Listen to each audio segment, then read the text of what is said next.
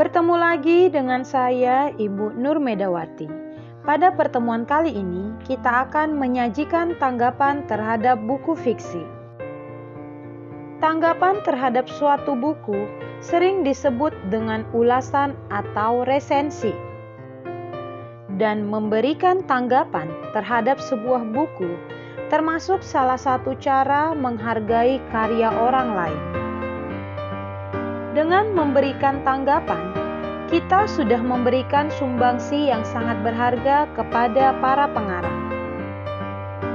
Contoh tanggapan terhadap buku fiksi adalah 1. Sungguh menarik membaca buku cerita rakyat berjudul Ayam Jantan dari Timur, karya Det Murnia. Kisah dalam buku ini tidak hanya menyuguhkan cerita rakyat dari Sulawesi Selatan yang syarat dengan pesan-pesan moral, tetapi juga penggunaan bahasa dalam cerita yang mengalir dan mudah dipahami. Buku ini tidak hanya layak dibaca oleh kalangan anak-anak dan remaja, tetapi juga orang tua. Contoh kalimat tanggapan yang kedua, siapa menabur angin bakal menuai badai. Begitulah pesan moral yang bisa kita petik dari novel ini. Dengan menggunakan bahasa yang baik dan mudah dipahami, pembaca diajak untuk mengikuti konflik seru yang dialami oleh tokoh cerita. Akibat ulahnya yang suka memfitnah orang lain, sang tokoh harus mengalami nasib yang sangat menyedihkan. Langkah-langkah yang dapat kita lakukan dalam menyusun tanggapan buku fiksi adalah 1. Bacalah buku dengan saksama sampai tuntas. Jika perlu, lakukan berulang-ulang hingga benar-benar mampu memahami isi buku dengan baik.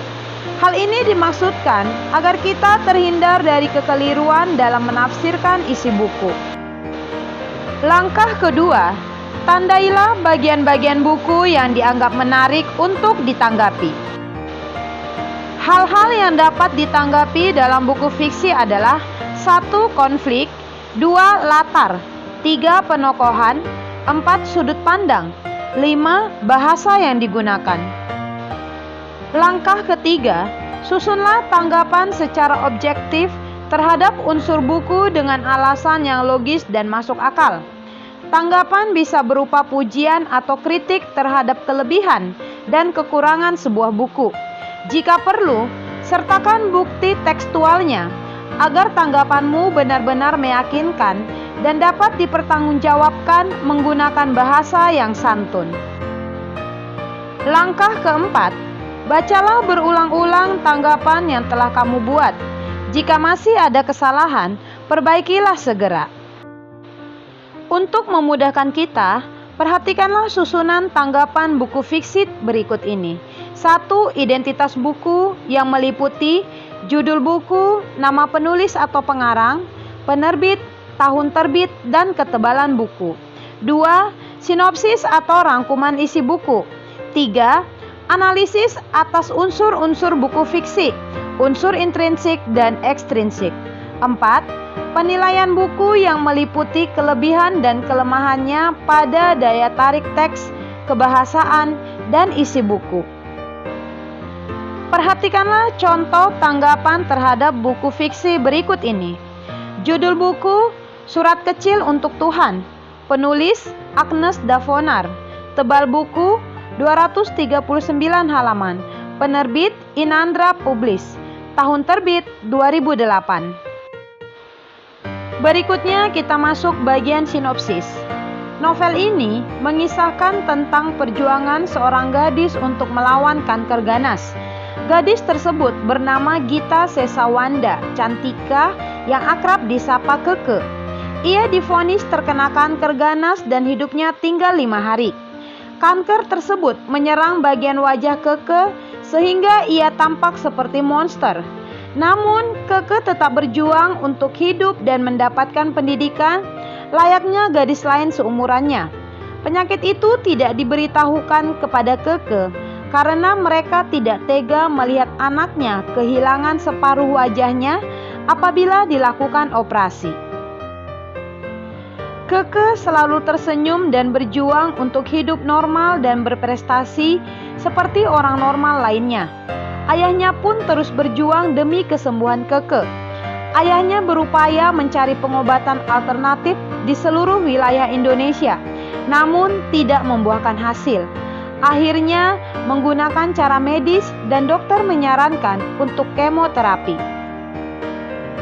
Keke mendapatkan keajaiban dari Tuhan sehingga ia bisa menghabiskan waktu lebih lama dengan teman dan keluarga. Kanker tersebut merupakan penyakit pertama di Indonesia dan saat itu menjadi viral. Hal ini menimbulkan perdebatan di antara para dokter. Namun, setelah 3 tahun, kanker itu kembali tumbuh di bagian tubuh lainnya. Ayahnya memutuskan untuk berobat ke Singapura.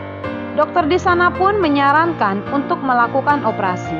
Namun, akhirnya mereka kembali ke Indonesia dan keadaan Keke justru semakin parah. Hal ini dikarenakan kanker tersebut telah menyebar ke bagian organ tubuh lainnya, yaitu paru-paru dan jantung. Meskipun tangan dan kakinya sudah tidak bisa digerakkan, namun Keke tetap semangat belajar. Kondisi Keke semakin parah hingga mengalami koma dan dirawat di Rumah Sakit Cipto Mangunkusumo. Di tengah kondisinya tersebut, ada kabar gembira. Keke mendapatkan prestasi sebagai juara 3 di ujian akhir di kelasnya. Akhirnya dokter menyerah dan Keke menghembuskan napas terakhirnya pada 25 Desember 2006, tepatnya setelah puasa dan saat merayakan Idul Fitri. Sebelum meninggal, Keke sempat menuliskan surat kecil untuk Tuhan. Kelebihan yang dapat kita peroleh dari novel tersebut adalah cerita di dalam novel ini diangkat dari kisah nyata, sehingga sangat menyentuh hati pembaca. Selain itu, penulis mampu membawa pembaca dalam berimajinasi. Novel ini juga memiliki kekurangan, yaitu dijumpai beberapa kata kiasan sehingga sulit dimengerti oleh pembaca. Demikianlah materi, langkah-langkah, dan contoh menanggapi buku fiksi. Bila ada hal yang kurang dipahami, silakan ajukan pertanyaan melalui kelas daring kita. Jaga kesehatan dan tetap semangat belajar bahasa Indonesia.